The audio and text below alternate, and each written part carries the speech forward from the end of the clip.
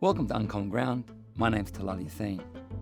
My guest today is Craig Foster, former Socceroo, broadcaster, human rights advocate, and one of Australia's most passionate voices for justice.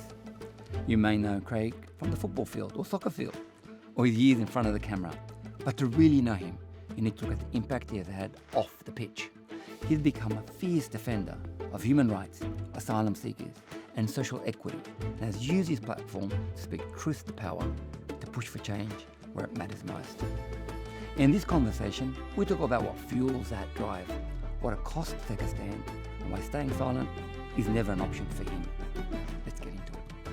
Well, thank you, Craig, and welcome to Uncommon Ground.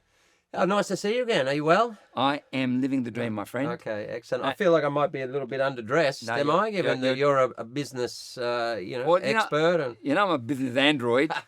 I just wear a suit. It's just like a uniform for me. It's true, yeah. I don't have to it's think like about a second skin, actually. Absolutely. And you know what? I don't have to think. I get up in the morning, I just put a suit on. Yeah. Nothing has to match. Yeah, it's true. And, as you can see, I'm a bit the same. It's just a different suit. It's just a different suit. Well, look, thank you for joining me. And I want to talk today a little bit about your background, a bit about history. And I guess a lot of stuff that we talk about that people wouldn't know, that's actually fascinating. Because apart from Okay, well, they'll be the judge of that, but yeah. Yeah, let's see. Well, I'm gonna be trying. But let's start with, I guess, something you probably wouldn't have been asked, or maybe you have. What's your first childhood memory? When you came to the world and started to remember stuff, what is it that you remember? You're right, I haven't been asked that, no. Well, it's a difficult one, but I would say, I'm from Lismore, up in the country area, and I was born in Camden, actually, in Western Sydney, but I moved up, I think, before I was one, so... probably just like preschool times, kind of vague memories of just, some of my friends, playing at that time. I remember the area. I remember the teacher. I remember the building quite vividly. And many of those kids from preschool, we're still friends today. So I think that probably connects the memories all the way back. Wow, preschool. Yeah, preschool. Yeah. So Lismore. Oh, it's a small town, So Lismore preschool, is that what it's called? And I was in Ganelabar, which was it was a new expansion suburb of Lismore, up on the hill, which was nice, of course, because it rains so much up there and floods, as everyone knows, in Australia now. Mm-hmm. It always did. Floods are getting worse.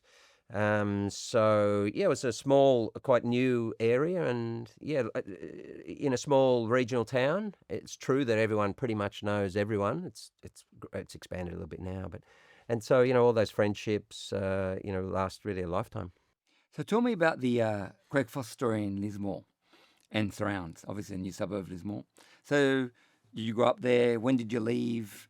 Did you go to school there all your school life? It was probably a bit different to most because I left in early year 11. I left when I was just turning 16, and that's because I went down to Canberra, the Institute of Sport. Right. Yeah, so I had two other brothers, so we had three boys in the family, and we all went to the Australian Institute of Sport on football scholarships. Right. And they all became professional footballers. And so the program of every sport at the Institute, this is back in 86 I went, every sport has a different program, a different age group. So the gymnasts they were like 12 years old or something. They moved in as just like tiny kids. So their parents had to let these, they had demonstrated or were seen to be talented gymnasts, let's say, little boys and girls, only 11, 12 years old. And the parents were asked to kind of, this is a talent, could do something in sport. Would you like them to move out and come in here and, live in this environment? For us, it was about 15, 16. For the athletes, let's say Olympians, swimmers and things, it was kind of, 20, 21, 22, mid-20s sometimes. So for us, it was mid-teens. So all of our three boys in the family moved out in our mid-teens. So earlier than most would do. And we went on to the Institute of Sport and then onto a sporting career. Yeah. And so three boys, right? No girls? No girls, no. Yeah, three boys. And so pretty common story, just out of a country town, small, would have been probably less than 30,000 at that time. Stunningly beautiful area, as everyone knows now. In the kind of hinterland of Byron and Bangalow and Ballina and all in that area, which every Australian knows. So yeah, just really an idyllic childhood. Just on the bike in the street, like everything we talk about back in the 80s. Just like go in the morning and following creeks and setting fires and just carrying on. Well, I happen to hold that in Bangalore now and again. Oh. It is amazing. I absolutely agree with you. It is heaven on earth. Yeah, it is really so is gorgeous. Very special up there. Yeah. It is very gorgeous.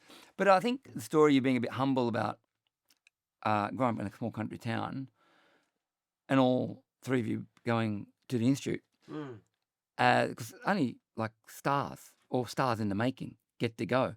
Why soccer? Why not rugby league or rugby union? If I can call it that. Sorry, it should be called Yeah. football. Though. Oh well, I'm so feeling either a or. crime here. Yeah, I mean it's. But well, in country areas, like I think it's changed a little bit today, because so much of our population's moved into metropolitan areas. But actually, in the 80s, 60s, 70s, 80s, many of Australia's best athletes came out of regional areas, and there was a number of reasons for that. I mean, a lot of rugby league players famously came out of, was it Moree, or where's it, like there's a number of places in, southern New South Wales, northern Victoria, and all of these places. And some of the reasons are the fact that you have access. So, you can just walk or you just ride your bike to any sporting place. It was safe, so you would do that. And secondly, because of limited population, you would typically be promoted much earlier. So by the age of 14, we were playing first division against men, for example, right? Whereas in metropolitan areas, well, we would go and play for the state, which was called Northern New South Wales, and all of the kids that we played with were still playing like under 15s, under 16s, and we would have played the day before in first division up there, right? And in country areas, sport is always a reasonable standard. They love their sport. They're very committed to it, very serious about it, and they know it. They play it well. And so you get promoted very, very early, and so you grow up, I think, in a lot of ways physically and other ways very quickly. And so people were just kind of flooding out of regional areas and representing Australia in everything. As I said, it's changed a little bit now, but that's what the research was very clear on. That's amazing. Yeah. And you've got a Caucasian background, right? So you're Ocker. Yeah, basically entirely. We go back to, I think, like it might be like 1830 or something like that. Right. Yeah. So how did Ocker Australia end up joining Slavic Australia effectively and being engaged wholeheartedly in the Wogball game? Because the period you're describing, it was very culturally split. I mean, it's very different today, I would imagine, but it was. I mean, what was split? What was split? Well, not Lismore. It's you get a lot of Slavics and people from countries that play soccer very much engage. Mm-hmm. Australia generally soccer wasn't very big. Yeah, okay, that's okay. It's a good point. Firstly, it's not accurate, but it is a common misconception, if you like. So in other words, football has virtually always been the most played game, even in all the regional areas, which were very Anglo, like Lismore. Really? Yeah. Yeah, so that was just the reality of the game. And then what used to happen is all the kids would play football, and then it was true that a lot of parents and mothers would say, look, we want you to play this. No, we don't want you to play rugby league necessarily, which is pretty brutal, particularly in the country. Our Group 1 rugby league up there was pretty serious. And then what would happen is by mid-teens, a lot of people would leave the game, and then they would go across and play rugby union or rugby league or a game that they saw a vision or a kind of pathway in Australia where they couldn't see a pathway with football. The ethnics, of course, saw a pathway only with football. Well, they didn't want to play anything else. So that is different today. So football is still the most played game in the country by a very long way, but now people stay with the game. In fact, not only do they stay with it, those who left are coming back. That's why the over 35s, over 45s, even walking football over 60s is massive. Millions of Australians play every week. So that kind of what used to be a well-known phenomenon of people leaving the game it was no longer the case. And then you just had people like me who played it along with everyone else. So everyone at our school played it. but once you start to perform at various sports and you start to shift through and be selected in representative teams, there comes a time when you usually have to make a choice between sports, but the one where you're going better, you tend to stick with. I love the game for a number of reasons, and that was it. Awesome. Well, tell me about, I mean, we sort of almost said objectively, like, and tectonically, we just moved down to the institute. Tell me what you loved about the game and what really got you going. Because obviously you committed your life to it. Yeah, largely, it's true. Or perhaps football kind of built a life for me, really. I always loved the team aspect of it. Even from a little tiny tot, I would chase, like most players, male and female, who do well. When they start, you can throw them out on the field, and generally they'll just follow the ball.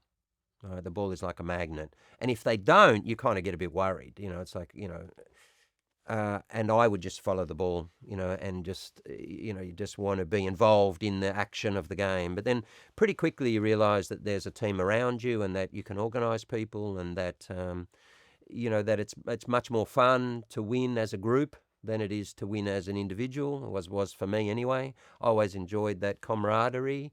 I loved win or lose. I enjoyed those conversations afterwards, and and all the parents were around, particularly in a country area. It was kind of all the families were involved, and they'd come every Saturday, and we would typically play. You play like, by early teens, you'd play under 12s, under 13s, and you'd go sit on the bench with the under 14s and 15s, hoping that someone would get injured. You get on, so you just play all afternoon basically. And also the physical aspect of it. I think all footballers who excel at the game, they really enjoy that. So even today, I'm 56, so this is the first season in my life that I'm not playing because my knees are basically given up. But when I do go out onto the field, it's the sense of a bit like surfing, which do you surf? Have you ever surfed? Yes. Yeah, great. Or skied? Yeah. Okay. So people who ski as well, which is probably more prominent in the business community, it's the sense of flow that they get, and once you go off like I do a lot of surfing, so once you go off on the wave, between there and the end of the wave, there's nothing except the wave, right? And when it's working, it's just a feeling. And that's what I always got out of football. I could go, and then, of course, I would think during the game, but you're in a different world for that 90 minutes. You are just completely immersed in the game. Can be fast, slow, you're winning, you're losing, but whatever it is, you're kind of adapting to it, and you're moving with the ball. You can hit a beautiful pass. You play any golf? Yes, I do. Okay.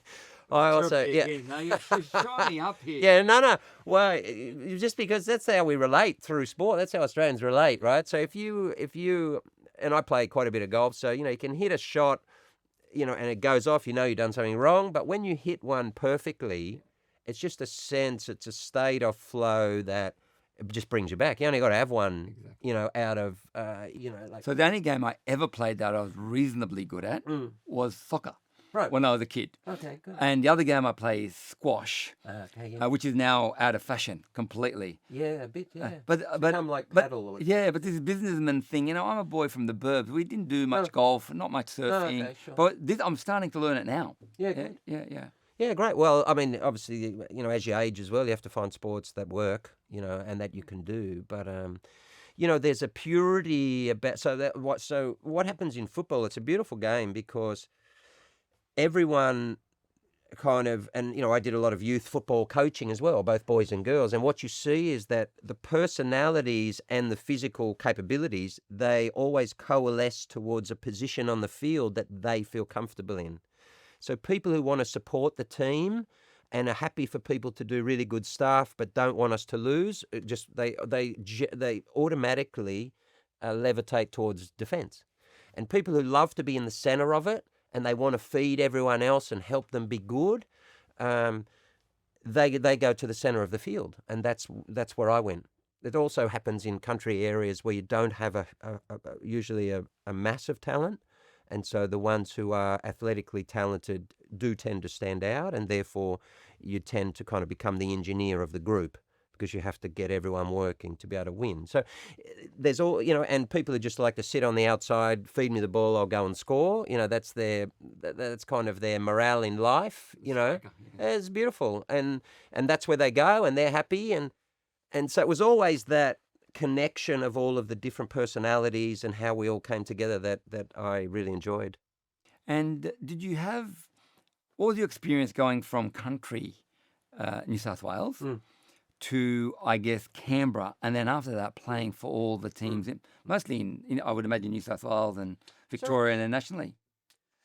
Yeah, so it was what happened, and this kind of goes back to your question about multiculturalism and, Slav nature and, all of our ethnicities who came and really built the game or took it took it in the mid-70s to a different level and created the National Soccer League. And I played in that first with a Croatian team, sent in Croatia, and with a Maltese team. In Melbourne, I played with two Italian teams, Adelaide City, which was a great team, and Marconi was also a great team. So what happened is at 16, I walked into at 15, I walked in the junior national team, and we went to the first ever under-16 World Cup, actually, and it was in China in 85. And when I walked into that change room, I just thought, what have I walked into here? Like, I don't recognize this change room. It was coming from Lismore. That was just, it was a very different experience. And I got to know all of the guys there. Obviously, we played together and we did quite well. And that, that kind of infused my worldview of what Australia is and who I am and who we are and who our family is for the next 40 years. That was at 16. Here I'm 56. So I spent 40 years inside multicultural Australia. So I often say to people, look, it's not unique, but it is quite rare. And so when you played for Senior Croatia, you didn't just go there and train and play. You actually lived inside the community. Because in those days, it was almost exclusively Croatian Australians who were supporting that team.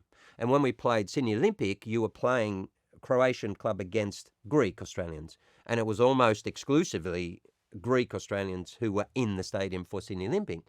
And therefore, my mates played for Sydney Olympic, some of my, that I'd gone through progressed through the stages with. I was there. And so it opened your eyes to culture. Right? And then I just never went back. Right. Well, it would have been. That's what I learned as I was growing up. Yeah. I played soccer up until I was about 14 and then stopped. Yeah. But I did know that they were very culturally segmented teams. Yeah. And I guess that's why I had that impression. So, I mean, you played for many years. You captained the Socceroos.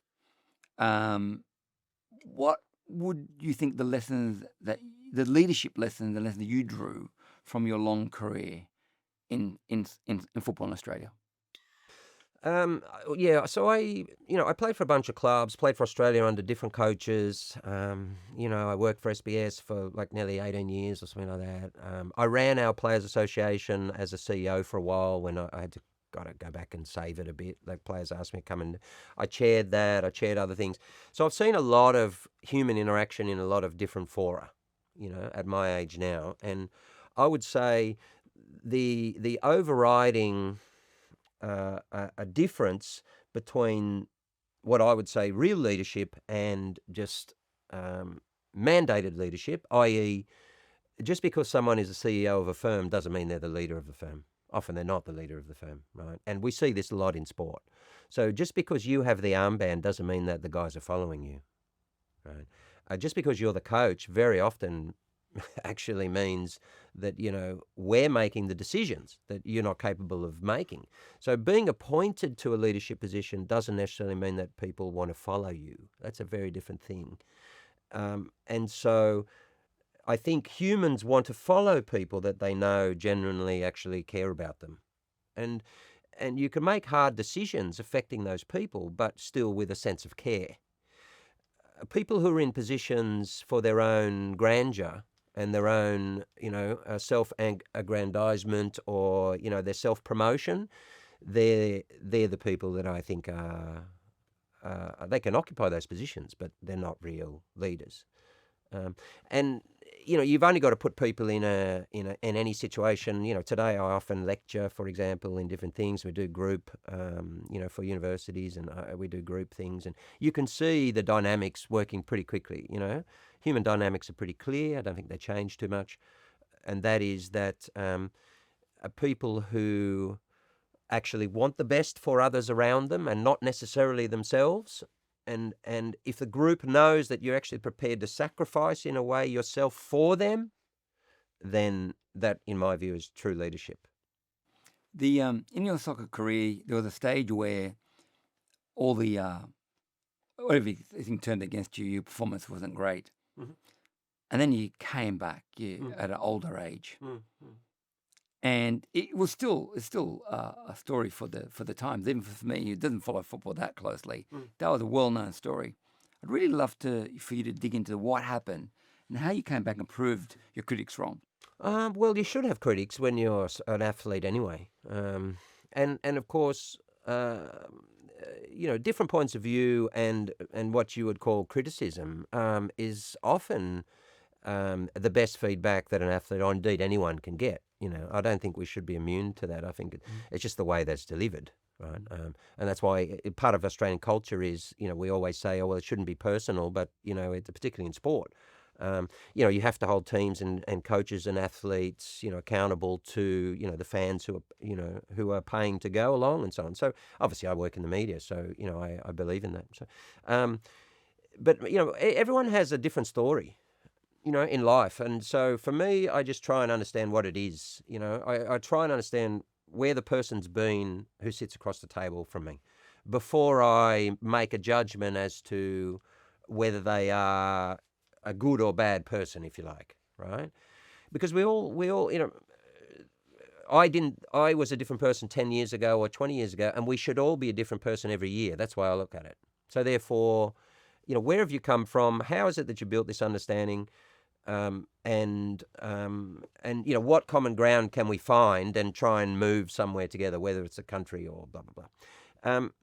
The reason I say that is because my story was a little bit different. I had played in that.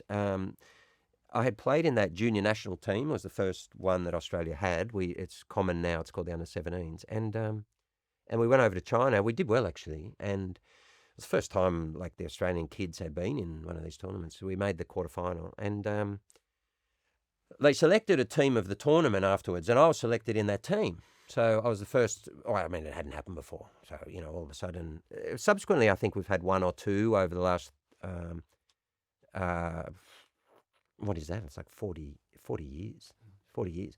Over the last 40 years, we've had at least one other who was selected in that. But so that was pretty nice being from the country. So and what happened was I came back and I was supposed to go to the Institute of Sport. They had said we're going down.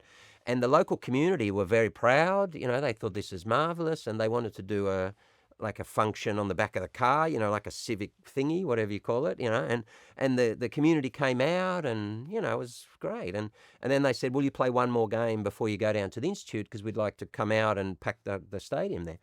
And I said, yeah, no worries. So I went to play this game, and this guy just, apparently was a rugby league player or something, which does happen up in the country, just came. I didn't even see the tackle come, and he took my knee out and pretty much smashed my knee. And so I virtually woke up in the North Sydney private hospital with my leg in a full cast, and so I had to battle back from that and regain a sense of what it is I was doing, to do well enough to be able to then make the national team and whatever ambitions were. So that took me a few years to rebuild. So that's the long answer to your question. Well, for a star athlete, coming back from that is big. It's gladiatorial to play on a field like that. So you need to. Well, there were many people that did it across more brutal sports than football, but football does do quite a few of the cruciate knee injuries. This happened to be a shocking tackle, but what happened was, that took me 18 months just to get back on the field. Whereas when I was 30, when I was at Crystal Palace in England, I did my left knee, and I was back on the field in 5 months. So at 16 years of age, 18 months is a very long time. So I missed the next national team, So I would have been an automatic lock-in to then the under-20s and so on. So I didn't come back till like nearly 18, and then I was kind of, then you're searching to get back to your best and best physically. So, that took me some time. So I didn't play for Australia for 10 years after that injury. I didn't play till I was 26, which was quite old. There are quite a few cases older, but the average is, I don't know, but I'd say it's probably 23 or something, right? So yeah, it took me a decade to get back. That's the simple answer. I had to work out, how it was that I was going to excel enough to be able to be a lock-in for the Socceroos. But they were all great lessons. They were all great lessons I took elsewhere. I didn't give up. In fact, what happened was I went and I ended up playing in Asia. A lot of our players were at that time, and that was financially very rewarding. And I loved it. I loved the Asian culture. I lived in Singapore and went to Hong Kong, and some good friends of mine, Socceroos, they were playing in Malaysia and this. They were having a great time.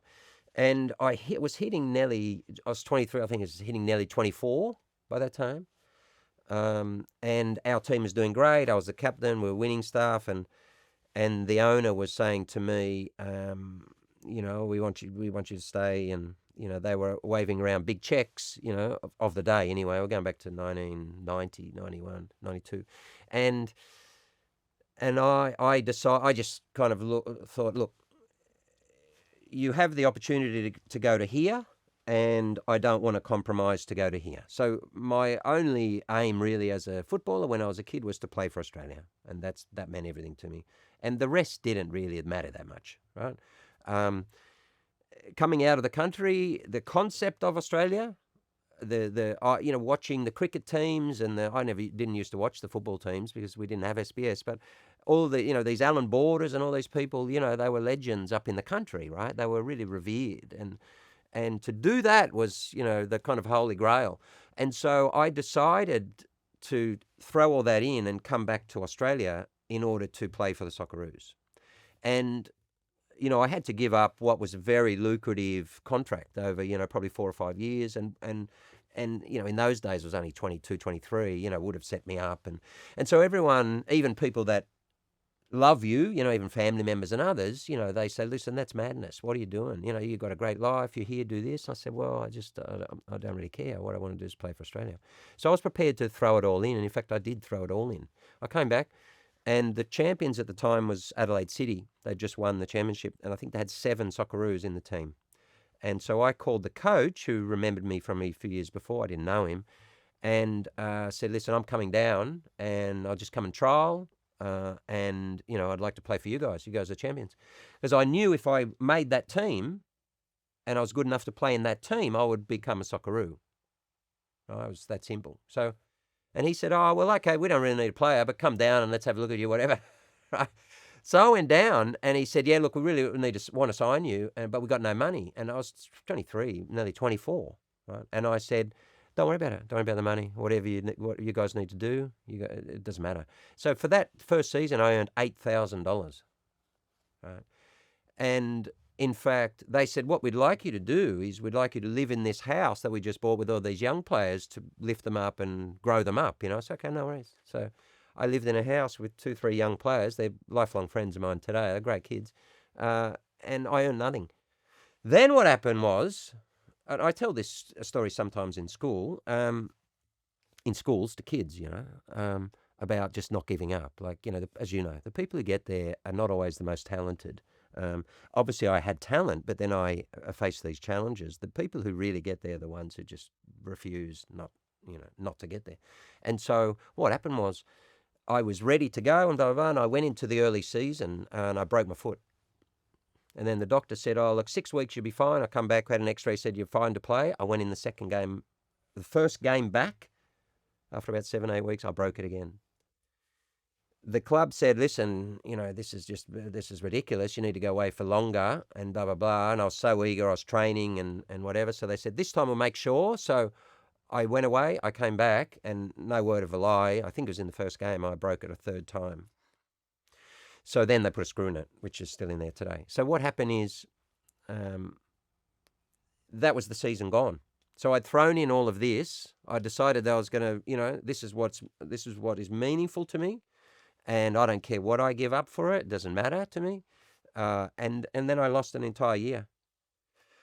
The coach said, "Listen, the club doesn't really want you to come back because you're a compo case," is what he said to me. Remember those days? This is like in the early 90s. His name was Zoran Madic, a fantastic guy, a most lovely guy. Multiple, I think 3 times championship winning coach. And I said to him, "Look, don't worry about it. Again, you guys just do whatever I can't even remember if they paid me. But I said, you guys don't even need to pay me. But when I do go, you guys will let me go for free. Because sometimes they could sell you, right? So if you're not paying me, you can't get a fee for me to go." And so what I did in that off season was I went back up to Lismore, and I don't really enjoy swimming. I find it the most boring thing in the world. I hate cycling long distances. I got a sore ass. I just think it's stupid. And I don't like running in straight directions. If you give me a ball, I'll run for several hours, but like running 10Ks is torture, right? But what I did was every second day, 3 days a week, I did a triathlon. So I did 10Ks run, 1,000 meters, so a K in the pool, and 30 kilometers on the bike. Because what I decided was, by the time, this is my last chance, I've given up all of this stuff. By the time I go down this time, I'm going to be the fittest in the competition. In fact, I'm going to be fit enough. I'm not getting fit for Adelaide City. I'm getting fit for the Socceroos and to go abroad. So that was the decision I made. And I did that for, I don't know, a couple of months, maybe 3 months. And by the time I went back down, I was so fit. The guys were going, "What the bloody hell are you doing? Like, you're just running around like a maniac." They'd say, like, "Slow down." And I started the season well. I don't know, I think I scored 8 goals in 12, 13 games or something. And I was in the Socceroos pretty quickly. Once I was in the Socceroos, they sold me we agreed, but I went there, and then Marconi sold me for like $800,000 or something overseas, and then I ended up as the captain of Palace. So once you got through the threshold of pain, and once you prove enough that you're willing to go through the wall to get it, the rewards come very quickly. But it's that moment, and I did have them, where I was just looking at myself in the mirror, seriously just going like, "What are you doing?" And all my friends were back in Asia having fun, traveling around everywhere, playing in tournaments, and being treated like kings. And I was here in a house, in a share house with some young kids that I had to look after, and earning nothing. But what I did was I committed to what it is I wanted to achieve in life. So I didn't go for I didn't make a choice based on what the rewards from that was. I made a choice on how I want to spend my life, how I want to spend my time here. That's why I sit here today. The only reason I sit here today is because when I looked in that mirror, I said, no, this is what I think's important, and I'm prepared to give up. I gave up everything for it. And you achieved it. And then, once it happened, it comes very quickly, and that's often the case with life. The bigger the difficulties that we face, the greater the test, the more ready we are for the success when it comes. So, back to your question, the thing is, you don't know what people are having to confront, when you look from the outside, you say, okay, well, you just have no idea. And that's why it's always good to hear people's stories and get a perspective before you kind of make judgments. So moving on from soccer to media, I met you through Les Murray. Oh, yeah. Many, many years ago. Okay. God rest his soul, since passed away. Yeah.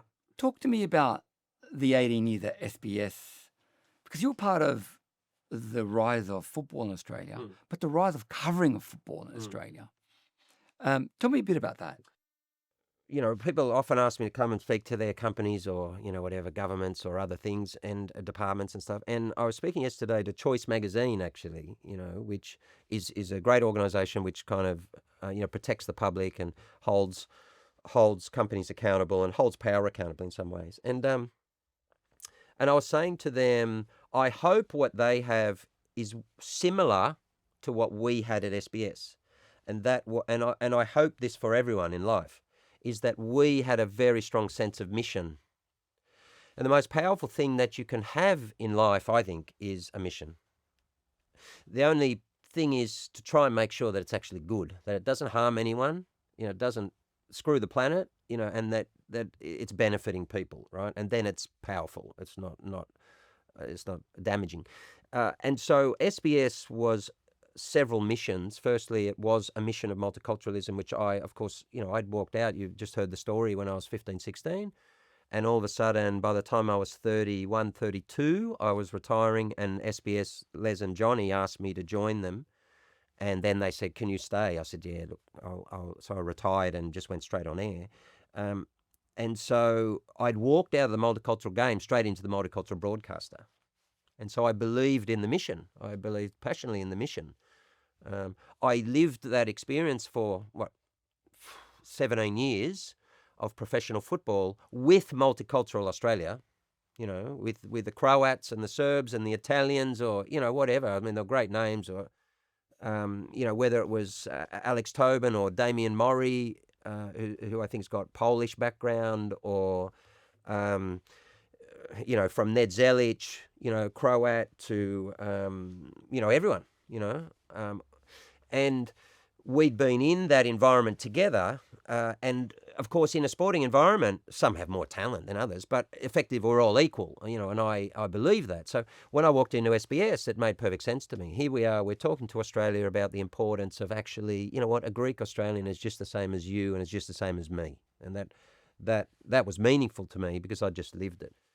The other mission, which was probably a bit even more energizing, was the football mission that SBS had and that Les and Johnny had begun, and it coincided perfectly with my views at the time, and that was that football offers a multicultural country, Australia, something that's unique, and that is it brings Australia together in a way that really nothing else in the sporting thing can.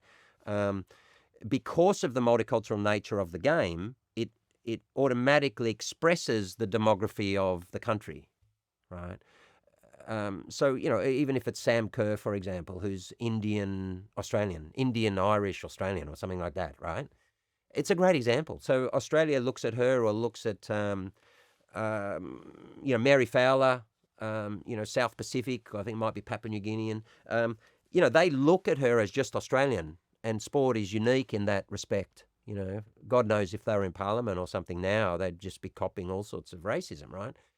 So, football can do that. And so Les and Johnny rightly believed that, and they'd lived, as had I, we had lived, they a few decades earlier than me, but we had both lived through a period of the game where so many ethnicities in Australia found their place in Australian life and society through the game. So that Croatian club, Senior Croatia I was talking about, that was the opportunity for Croatian Australians, newly arrived, or second generation, first and second, to actually play with Australia in a safe environment, which was culturally, consistent, if you like, right? And then over time, of course, everyone then spreads out and just becomes Australian. So the game, what the game of football gave to multicultural Australia has never been quantified or really celebrated enough. So they'd been through all that. I mean, Johnny was there in 1967 when the Socceroos were taken to the Vietnam War, to Saigon, to play in a tournament as a war promotion propaganda effort by the Australian government, at the same time as the game was just treated like shit. Right? So they'd seen the power of the game used by Australia. The people at SBS and Les and those guys, we also understood the kind of tortured element of immigration of Australia, because they'd all lived it. That's why it was Les Murray and not Laszlo Urge, right? Because he felt that he had to change his name in order to make a life in Australia. He wanted to change it back by the end of his life. Sadly, cancer, took him too young. So all of that, I understood and got it because I'd played with all these people. They were just like young Leses, if you like, And so we felt that promoting the game to Australia was in Australia's interests, and it wasn't just in football's interests. And so our passion for the game and our passion for Australia coincided through the multicultural organisation, which was the perfect vehicle because football spoke to virtually every community in Australia. So that, that sense of mission for that 2 decades was great. You know, it was a beautiful part of my life. There was great people there. They were trying to do something special. And in the football aspect, you know, we succeeded. You know, we made a huge impact in growing the game to where it is today. I absolutely think you did, and SBS was the only channel you'd watch, young boys you'd watch at night, and for the soccer as well. Yeah, that's right. It really brought it to the fore. And in fact, Australia recently played Indonesia as an intercultural element, which is fantastic. I've always thought. In football? Yes. Yeah, we played them, I think, in World Cup qualifiers. And Indonesia have made, you know, huge strides forward, actually. I mean, you know, when you've got 200 million people plus, you know, you've only got to get some good coaching and all of a sudden. So, yeah, they've really, I think, surprised, you know, a lot of countries in Asia. They're doing well, sending players abroad now. So, yeah, the game's in a good position. I mean, SBS made a huge impact on that because SBS challenged the game to grow as well. You know, it wasn't just a promotional vehicle, which coincided with my kind of worldview and also the way I am. We challenged the game. We challenged the game hard to improve. And I'd also walked from, one of Australia's best national teams. We played under Venables in the 90s, and you know he was a world-class coach at the time, and also playing in Europe. Back here, I'd been involved in the player movement for a long time. I knew what needed to improve. So ours was the first generation to go from here abroad and then come back. And therefore we were the perfect, you know, the timing was right for us to come back into the country and say, okay, guys, we need to fix all this stuff. And I set about doing that on air and off. So you certainly did change the game in so many different ways, and that whole cohort did. And I'll take you to a point that has been raised with me, and you and I have a discussion about your relationship with Soccer Australia generally, with the federation, with the teams. It's safe to say that, you know, and the feeling's pretty mutual, I guess, that you don't think they're up to standard. Would that be accurate? Well, I think it's always good people involved. There's always bad people involved, unfortunately. Our game is also politically hamstrung, and so, you know, there's not enough will to change that. So in other words, there's still elements of it that need changing and need outside voices to push that. And the game's not capable of doing it itself. And, you know, I mean, in the 90s, you know, I was on the board of our Players Association, our Players Union, you know, and then I went and run it and chaired it. So, you know, I've sat across the table from multiple generations of administrators and chair people of Football Australia. Used to be called Soccer Australia in our day. So no one knows them better than me. And, you know, we've still got a fair distance to go in terms of, you know, being the best run sport in the country. But, you know, 30 years ago when I started advocating for change, I mean, you know, we were nearly bankrupt, right? And, you know, and we were corrupt, right? And so I had to challenge that. So yeah, my relationship with the governance of the game has always been one of independence. You know, like they know they can rely on me to support the game, but not always to support them personally or the way that they're running the game. That's just a fact. But you know, as an ex player, you know, that's the way I see my responsibility to the game. You still think there's a long way to go for them to be up to par? We still need some governance reform, unfortunately, and so and because the game is highly political, and we still have a federated structure, that we just can't act as a single unit. You still think they're corrupt? No, I don't think so. No. You know, like there was real actual corruption, you know, back in the 80s, 90s. Yeah. I know it's improved out of sight. I mean, you know, if it hadn't improved a hell of a lot, you know, we would have all failed. That would have been very sad. I mean, you know, we've been at it for 30 years. There's been huge changes. So the game's made massive leaps and bounds. It still, however, is very much limited by its political structure. So we're one of the last sports to ditch our federated structure, you know, where we still have federations with political power in every state and territory. The even Sport Australia has what they call, I think, a unified model or something like that, for many, many years. And so Australian football is the largest sport in the country, but we still can't speak with a single voice. And what that means is you can never go to government. So during the 2023 Women's World Cup was a great example. Everyone was on board with it. It was amazing, da-da-da. And at the same time as you had this phenomenal success of the national teams, which is the governing body, you had the professional game, which is a distinct body. You had them complaining that they were running out of money and asking the federal government, I think it was 10 or 20 million at the time, right? I mean, it's just crazy. And the sports minister came out, Annika Wells at the time, and said, look, you know what? Every other big sport comes to us, with a set of requirements, as a unified model, so we can be confident in what we invest in, and we know we can get that. Whereas football goes with many mouths and many hands. So we've been trying to change that for kind of 30 years or so. But, as having a political background, if you're asking the people at the table to vote for their own demise, you're going to be there a long, long time. Switching from football and SBS and talking to Craig Foster, the man, father of the year, Lismore resident, small country town boy, to one of the distance you've travelled is not only through multicultural Australia, but being one of Australia's leading human rights campaigners. And in fact, from a conservative background, family man, country boy, to being one of Australia's leading socialists. What do you have to say for yourself? Yeah, well, I kind of, my worldview is this, that I want people to do well. I think everyone should have opportunity to, as long as you don't hurt anyone, you don't hurt the planet, good luck to you. But I don't want anyone to be left behind. It's like really that simple, right? So whatever term, people want to put in that.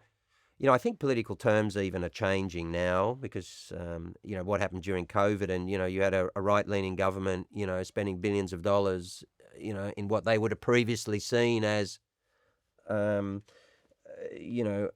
money that shouldn't be spent on, on the leaners, not the lifters and all this sort of rubbish, So, my mother was a union rep and very strong, proud woman who protected people around her. And my father was a small business person. So and I think that makes perfect sense for where I am today. I just want people to, I want to make sure that people aren't mistreated. And I don't like scapegoats. And because I come from, we had very meagre means, as we had everything that we needed, but we were by no means wealthy as a family. But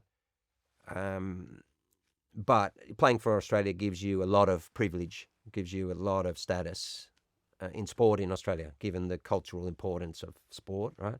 And I just think that you should spend that for people who don't have what you have. It's really that simple. And in fact, rather than trying to multiply the social capital that you have, I think that we should spend it on issues that are the most difficult, because we're the ones that can do that. Because Australia will let us keep coming back to have a discussion, because we are sports people. There's not many areas of Australia where that is a case, and so we should spend that capital. By the end of my life, if I look back and say I spent all my social capital so that I'm back at zero or even in negative, I'll be happy, because I think that's what you should do. It's a very worthy aim, and I guess one of the campaigns, and you've supported a lot of human rights for many different groups and many different people. One is the community I come from, was the Australian Muslim community, and you've been amazing and outstanding and actually done a better job than most Muslims can do or have done and will do into the future. That makes sense, That also makes sense. Of course. Because I have a platform and, I'm in a different position where people listen and whatever. Yeah. Look, absolutely. But the one campaign is for Hakeem al-Araibi, who is a soccer player that caught out He used to play for Australia, but I think he's originally from Qatar, or was in Qatar. So Hakeem, he was from Bahrain. So he played for the under-23 Bahraini team, That's right. And then he came here to Melbourne and he was granted refugee status here. And the campaign you conducted on his behalf, when I think he went on, correct me if I'm wrong, he went on a honeymoon to Malaysia. Thailand, sorry. And he got stopped by an Interpol red notice or something. That's right. And then it's famous what happened now in terms of you going there and appealing. Tell us a story about that and how you ended up, again, giving it all up, like putting yourself online, going to the United Nations and standing in front of them and pleading for this young man. Tell me a bit about that.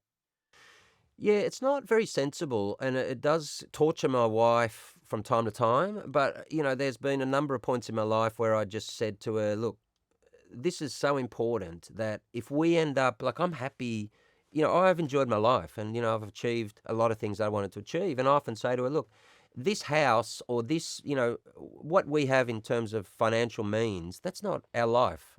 I always say to her, our kids are our life, and the way we conduct ourselves is our life. Like I say to her, our house is not our life, right?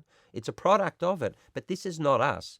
So I always say to her, listen, I'll be happy to go up to Byron Bay. I'll be perfectly happy tomorrow to live in a caravan in Byron Bay and surf every day. I think it'd be fantastic. I'd love it. So, but I will periodically, I'll say that to her and just say, look, let's not be too tied to these things here because they don't mean that much. Of course, they're great to have. I get that, right?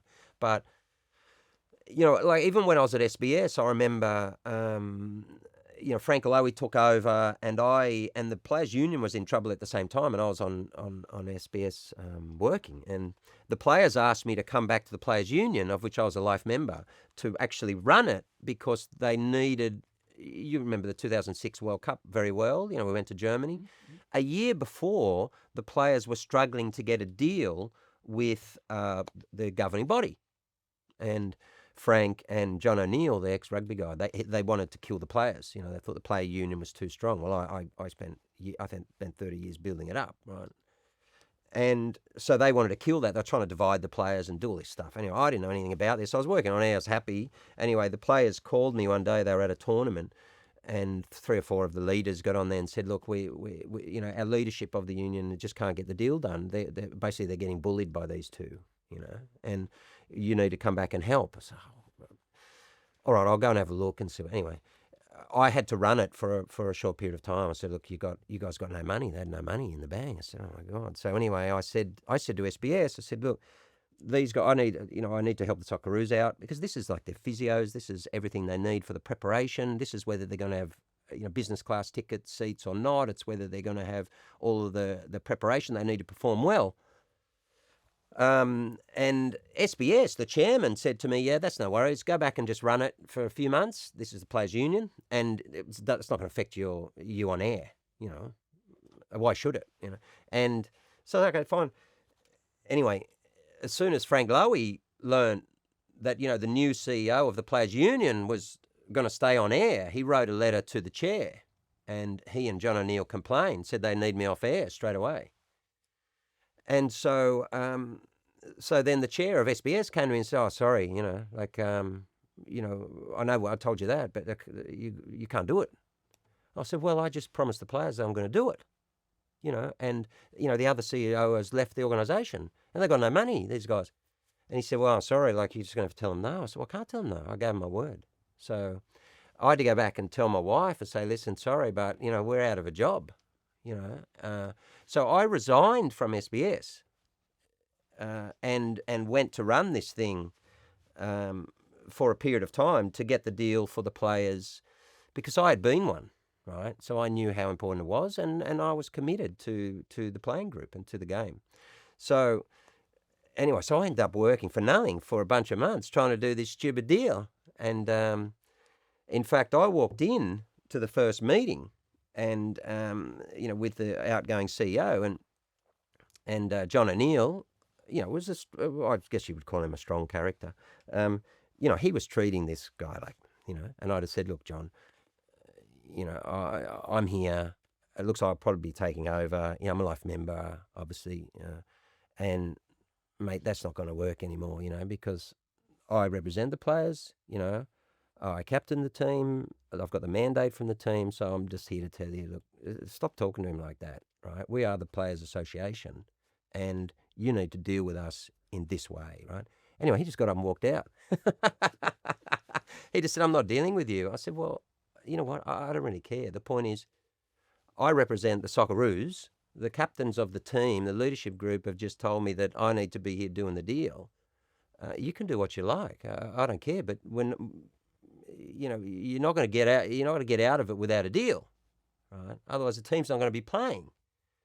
So that was kind of, what happened. And so anyway, I went and I brought a friend in mine. Anyway, we ended up dealing with like his 2IC. He just refused to deal with me, because they were too upset. They're like, okay, well, this is not going to plan. So, they went off in a huff, him and Frank Lowy. Anyway, we ended up getting the deal done. I don't know, it maybe took 3 months or something. And I went in, thanked the guy who had worked on it. It was a nice enough guy. I said, look, this is great. Thanks very much. Thanks to everyone, all the staff there. We had probably 15 people in the room. We signed it. I signed it and I put the pen down and said, look, thanks, guys. It's been fun. I resign from the PFA. I'll let you know who's going to run with this. I walked out. I went back to SBS the next day. I called the chairman a few days before. I said, we've done a deal, and so, what are you going to do? And he said, oh, no, of course, we told you that we'd welcome you back. But anyway, so that's a long story just to say, if I always feel strongly about something, I'm prepared to, like I was at Adelaide City, I'm prepared to give up the things, the material things. They're fun, but they're not life to me. Right? That's fascinating. That's absolutely true to your story from And that's what happened with Hakeem. So the kid got in trouble. People came to me. I already felt that refugees in Australia were scapegoats, and that's what I don't like, right, is these, and plus I worked with a refugee, Les Murray, right, so I knew refugee issue well, and all of a sudden this kid had been tortured in Bahrain. I didn't know much about his story, but I quickly got up to speed. Anyway, people came to me and said, he plays in Melbourne, he's just been interned, and they're like, he's in the prison in Bangkok, and you need to help him. And then I looked at it, and he'd been tortured, and plus he was someone in my game anyway. And so, it was, I started to help him, and then I sat with his wife, it's all in a book and a movie now, or a docu-movie, whatever. And his wife just said, look, she basically said to me, look, I know that you're helping a little bit, but you're really not helping enough, is more or less what she said to me. Like, he's going to die, so, are you going to help him or not? And I said, okay. So, I went home and said to Lara, look, we're going to have to throw in, this is going to put SBS at risk, because I'm going to have to now advocate against the Australian government, and obviously we're government funded. So that moment was the end of SBS, basically. It took probably, 18 months, but I was on the way out from them. It's just that I knew the organisation well, and we were both able to manage it between us. But as soon as I started advocating against Scott Morrison and the Australian government, of course SBS were going to be very uncomfortable. So that changed everything. So once again I threw it all up in the air, and I didn't know where it was going to land. But you know what? The thing is, if you're doing things that you believe in and that are not harming people, right, but hopefully are helping people, my experience has been that the cards will always land in a good place, if not a better place. Great.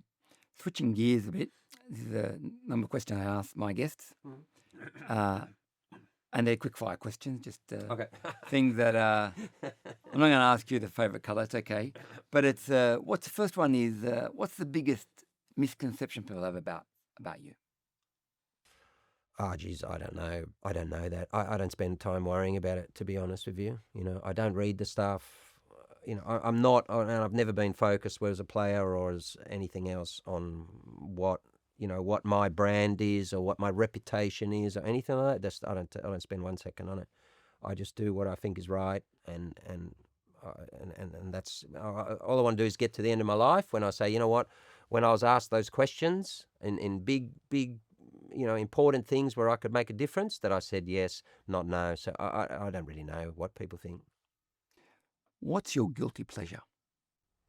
Oh, it's probably a bit of now surfing, which I do just to connect with my eldest son, because I can't play too much anymore. Or even golf, it's a lot of time to play golf, and I always feel, and I really enjoy it, but I always feel like, God, I should probably be doing something somewhere, of value, not just whacking the ball around. So it's always sporting, like a typical ex-athlete, I always need to be doing something, whether it's driving something fast or, I still always need that adrenaline, probably never going to get away from that. What's one thing you can't live without? Well, the easy one I'll say is just my family, that's the easiest one. I'd probably also say like a mission, I wouldn't like to live without a mission. And when I don't have one, in the sense that I'm really fighting for something or working on something that I think's meaningful, I just am completely lost. And Lara will say, you need to go find something. Yeah, because life is boring without it, and I think it's a waste of time. And like you and I, we don't have that much time left. So like in the 20 years of really productive work that we've got left, then every day counts. Would you call yourself a rebel with many causes? Oh, I don't know about rebel. I don't have any issue. I think because I've had already a career in sport, and I'm kind of in a way comfortable with what I achieved. I don't have any problem confronting any form of power, whether it's FIFA or the Australian government or anyone else, because I just don't care what the consequences are. I don't think that's rebellious. I just think we should all be like that. I agree. If more of us were like that, there wouldn't be the talking truth to power wouldn't be such a big statement. Exactly. And the final question, I guess, if you were to talk to a young Socceroo, they're 19 years old, and you got your opportunity to sort of whisper something in their ears, they're about to go out, about a lesson that you've learned or something important, what would you say to them? I do speak to them a lot, and like I said, I did a lot of football coaching until the Hakeem stuff came, and then I couldn't commit to it anymore. But, I always say to the young kids, you take lessons from your own life, and that is that it's really up to you. See, what I experienced as a player was this, that I played with a lot of talented kids up in the country, fantastic kids and great friends of mine today. And many of them, had a high level of talent, and could have been professional players, but they made other decisions. And, a lot of them, unfortunately, they regret it today, and when I get together with them, they'll say, oh, well, I wish I had done this or I had done that. And of course, everyone's life works out in different ways, and, and they're contributing in other things. But, ultimately, it's just about sticking in there. And you see that in youth coaching a lot. A lot of talents, they get too frustrated too early, or they've been given things a bit like I was. You have very early success, and when that doesn't, injury or otherwise, it doesn't replicate, then that can be frustration. You've got to work through that. But, people who get there, they just get there, and I mean, you're like this. So you'll go down to Parliament House. I think there's a time in your life when you work with people who are, if you like, at the leadership positions of society, and you actually realise how average they are, right? And you just kind of look at them and go, like, how the hell did you get here, right? And many, many people of greater character and brilliance who could have done it, but that's not the point, right? The point is, you decide where you're going. It's your life. Don't let anyone else decide. Because I tell you what, you don't want to look back and say that people made choices for me. And then if that's what you think you need to be doing, you need to find a way to do it. Don't hurt anyone. There's plenty of people do that. But you don't need to hurt people. You don't need to put people down. You just need to maximize the best qualities that you've got. And you can get there. So that's not just every young athlete. That's every kid. And if you think it's a big dream, well, take it a little bit further, because you'll be surprised how far you can go. Because as you know, the older you get, you realise, look, you got there and you actually could have done something even greater. I think we all get a sense of that in life. You have to have the biggest aim that you can possibly have, because where you are at the moment, you can't see yourself there. But we know as we get older, actually, you can get there. Indeed. Well, Craig, thank you so much for your time today. All right. And thank you for doing the Uncommon Ground podcast. Yeah, great. All right. Lovely to see you again, as always. Thanks for listening. If you've got something out of this conversation, I encourage you to share it, rate it, or leave a review, as it really helps others find the show. If you're not already subscribed, hit the button on your podcast app or on YouTube at Talal Yassine. We drop episodes every fortnight, each one a deep dive with someone who isn't afraid to speak their mind or stand their ground. Until next time, stay curious, stay grounded, and don't be afraid to challenge the status quo.